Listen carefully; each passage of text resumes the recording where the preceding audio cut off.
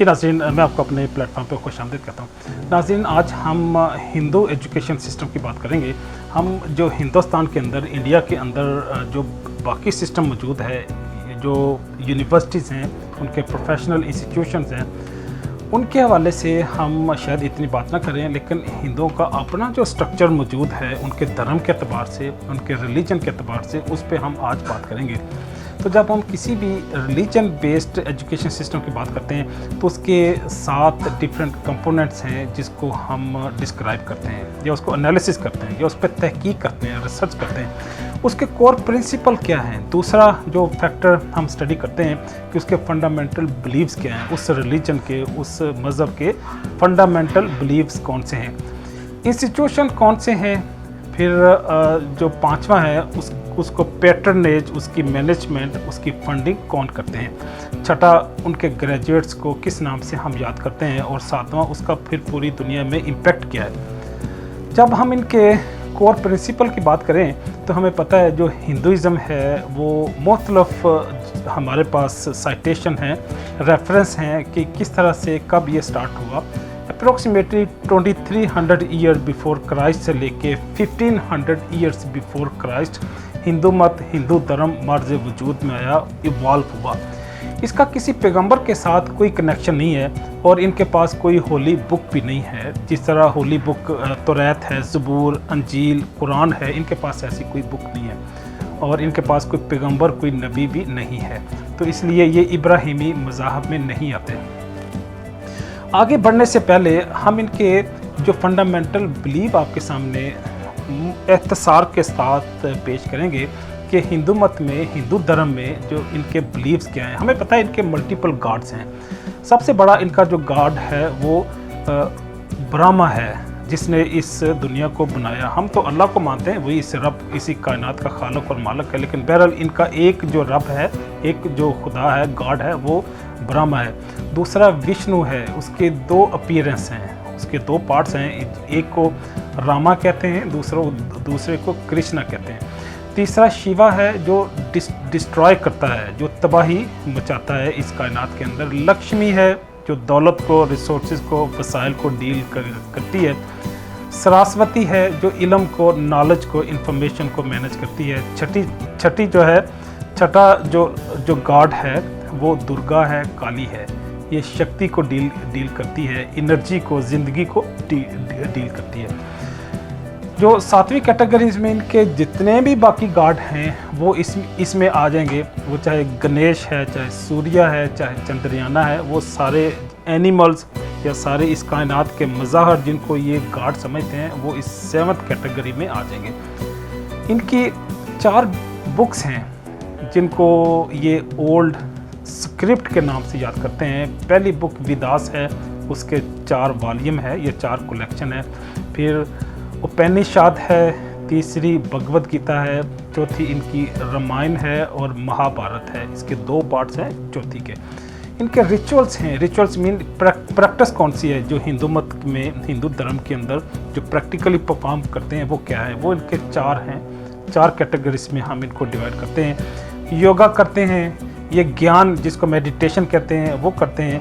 फिर पूजा करते हैं। पूजा में क्योंकि ये खाने पीना भी क्योंकि डिस्ट्रीब्यूट करते हैं तो इसलिए ज्ञान और पूजा में डिफरेंस ये है कि पूजा में ये कोई एडिबल चीज़ें भी वो डिस्प्ले करते हैं।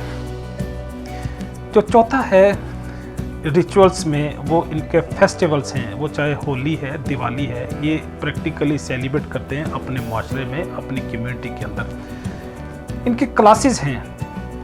इंसान को इन्होंने 5 बड़ी कैटेगरीज में डिवाइड कर दिया। सबसे ऊंची क्लास, सबसे आला क्लास इनकी ब्राह्मण है। फिर क्षत्रिय हैं जो प्रोटेक्शन करते हैं, जो जंग करते हैं।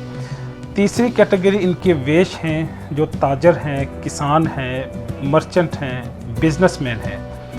चौथी इनके शूदर हैं जो मज़दूर हैं। और 5वीं इनकी जो क्लास है वो दल्लत हैं। ये लोएस्ट कैटेगरी है और ये मैं समझता हूँ कि ये इंसानियत की तौहीन है कि आप उसको वैसे ही सुपरफिशियली किसी ऐसी बुनियाद पे इंसानों की तखसीस कर दें, उनको कैटेगराइज कर दें, उनकी सीनियरिटी और इन्फीरियरिटी आप इस्टेब्लिश कर दें, ये गलत है। मैं बहरहाल इसको क्योंकि मज़हब की बुनियाद पे नहीं कहता, मैं इंसानियत की बुनियाद पे कहता हूँ। किसी भी इंसान, कोई भी दुनिया का इंसान है, वो रिस्पेक्टेबल है। आप उसके ब्लड की बुनियाद पे, उसकी रेस की बुनियाद पे, उसके ऑक्यूपेशन की बुनियाद पे आप उसको डिस्ग्रेस नहीं कर सकते, ना करना चाहिए। हिंदुइज्म में हमें पता है, क्योंकि हम एजुकेशन सिस्टम का जो दूसरा पार्ट है, कोर प्रिंसिपल के बाद फंडामेंटल बिलीव्स को डिस्कस कर रहे हैं, तो उनके 5 और भी बिलीव्स हैं। इनका बिलीव है धर्मा का, ओब्लिगेशन, ड्यूटीज, रिस्पॉन्सिबिलिटीज़ हैं कुछ इनकी हिंदू धर्म के अंदर।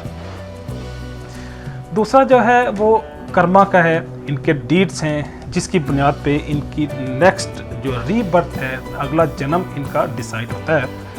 तीसरा समसरा है, समसरा मीन आप दोबारा फिर जन्म लेते हैं, आप रीबर्थ होती है आपकी आफ्टर डेथ। जो चौथा है मोक्षा है, अगर अच्छे डीड्स हैं आपके, अगर आपका कर्मा अच्छा है तो आपका मोक्षा हो जाता है। आप अगले जन्म की बजाय, रीबर्थ की बजाय आप किसी अच्छी फॉर्म में इस कायनात के अंदर वो डिस्ट्रीब्यूट हो जाते हैं या मर्ज़ वजूद में आ जाते हैं। एक ब्राह्म का भी अकीदा इनका मौजूद है कि इस कायनात के अंदर एक एनर्जी मौजूद है, वो एनर्जी इस पूरी कायनात को कंट्रोल और रेगुलेट करती है। हम इनके हिंदू धर्म के या हिंदू एजुकेशन सिस्टम के आप इंस्टीट्यूशन की बात करेंगे। इनके कदीम इंस्टीट्यूशन 2 बड़े हैं जिनको ये आज भी याद करते हैं। एक उनका नालंदा है जो सूबा बिहार में है इंडिया के अंदर, और दूसरा इनका तक्षशिला है। तक्षशिला पाकिस्तान के टैक्सला के इलाके में था जो रावलपिंडी के पास है। वो कई सौ साल पहले नापैद हो गया, डिस्ट्रॉय हो गया, लेकिन वो बहरहाल ये 2 इनके बड़े टीचिंग इंस्टीट्यूशन थे। दूसरा जो इनके इंस्टीट्यूशन है वो गुरुकला है। गुरुकला मीन इनका जो गुरु है, जो आलम है, जो स्कॉलर है, वो अपने मरीदों को या अपने फॉलोअर्स को टीच करता है, हिंदू धर्म के हवाले से इंफॉर्मेशन प्रोवाइड करता है। तीसरा इनके कुछ मॉडर्न इंस्टीट्यूशन भी हैं, जिस तरह इनका बनारस हिंदू यूनिवर्सिटी है।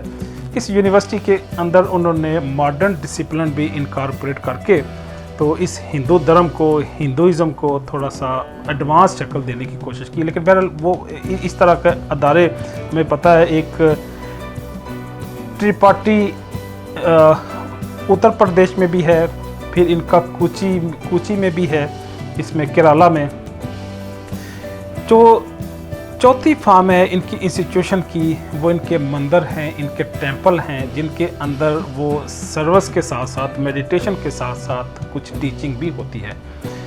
जो 5वीं फॉर्म है इस एजुकेशन सिस्टम की, जो टीचिंग इंस्टीट्यूशन इनके हैं, वो इनके घर हैं, इनकी कम्युनिटी है। इनके घरों के अंदर भी कई सारे ऐसी फैमिलीज़ हैं, ऐसे लोग हैं जो हिंदू धर्म की प्रीच करते हैं, उसकी टीचिंग करते हैं।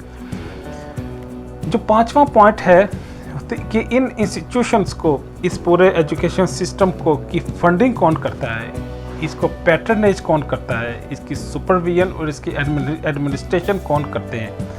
अगर तो इंडिया है, भारत है, वहाँ तो ठीक है, गवर्नमेंट लेवल पे उन्हें एक सुपरविजन सपोर्ट मिल जाती है। लेकिन उससे हट के अगर पाकिस्तान है या यूरोपियन कंट्रीज़ हैं, वहाँ पे उन्हें पब्लिक सेक्टर पे या गवर्नमेंट सेक्टर पे फंडिंग ग्रांट नहीं मिलती। तो कम्युनिटी, उनकी फैमिलीज़ जो हैं वो या डिफरेंट ऑर्गेनाइजेशन फंडिंग करते हुए इस सिस्टम को आगे बढ़ाते हैं। इसके साथ साथ कुछ फैमिलीज़ भी हैं कि जो डोनेशन से, फंडिंग से इन इंस्टीट्यूशन को ऑपरेट करती हैं, इनको फंक्शनल रखती हैं। इनके ड्यूज़ भी होते हैं, चार्जेस भी हैं, फ़ी है, ट्यूशन फ़ी है, जिससे ये इंस्टीट्यूशन अपनी फिनंशियल नीड को फुलफ़िल करते हैं। इनके जो ग्रेजुएट्स हैं, अगली जो पार्ट है, कंपोनेंट है हिंदू एजुकेशन सिस्टम का, जो छठा पार्ट है कि इनके जो ग्रेजुएट्स हैं, जो क्वालिफाई कर जाते हैं after convocation, after completion of study, उनको क्या नाम देते हैं? हाँ, उनको ये नाम गुरु का भी देते हैं, सन्यासी भी कहते हैं, ऋषि का नाम भी देते हैं। वो साधु भी हो सकते हैं, वो ऋषि या महाऋषि भी हो सकते हैं, योगी और स्वामी भी हो सकते हैं। ये इस्तिलाहात अपने क्वालिफाइड लर्नर्स के लिए, स्टूडेंट के लिए ये यूज़ करते हैं। इनका इम्पेक्ट क्या है?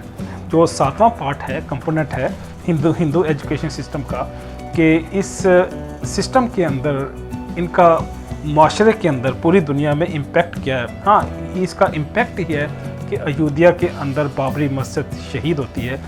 ये इस हिंदू एजुकेशन सिस्टम का ही नतीजा है कि भारत के अंदर भारतीय जनता पार्टी अपने हिंदुज़म का पता खेलते हुए हुकूमत वो करती है। और मैं समझता हूँ तीसरा चौथा जो उन्होंने टर्म मिली है, इसी हिंदू एजुकेशन सिस्टम की बुनियाद पे हिंदुज़म के पते को इस्तेमाल करते हुए उन्होंने गवर्नमेंट एस्टेब्लिश की है। तो इसमें कोई शक नहीं है कि इसी एजुकेशन सिस्टम्स की बुनियाद पे ना सिर्फ हिंदू धर्म ज़िंदा है, बल्कि ये पॉलिटिकली भी, एडमिनिस्ट्रेटिव एतबार से, ताकत और क़ुव्वत के एतबार से भी ये अपने माशरे और अपने एरिए में, अपने मुल्क में मौजूद है।